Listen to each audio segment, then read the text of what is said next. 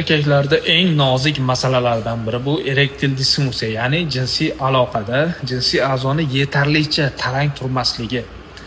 Ushbu bemorimizda ham xuddi shunday holat bo'lgan, ya'ni jinsiy aloqaga kirishgan vaqtda hali bo'shanmasdan turib ereksiya so'lib qoladi, ya'ni qattiq turmaydi, bo'shashib qoladi.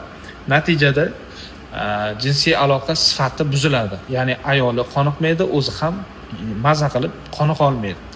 Shu bois bizni qabulimizga keldilar, tekshiruvlardan o'tdilar. Farmakodopplergrafiya tekshiruvida venozniy utechkada muammo borligini aniqlandi. Ya'ni qon arteriya bilan keladi, taranglikka erishiladi. Klapan apparati bor, venada ushlab turadi qonni, qattiq turadi. Haligi klapan bo'shashib qolish natijasida qon yana qaytib chiqib ketib qoladi.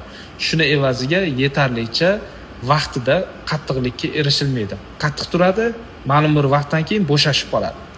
Hozirda bemorimizda venozniy xirurgiya bilan o'sha vena boylandi, xudo xolasa. Bu bemorimiz ushbu muammodan butunlay qutuldilar, xudo xolasa. Ereksiyadan muammo bo'lmaydi.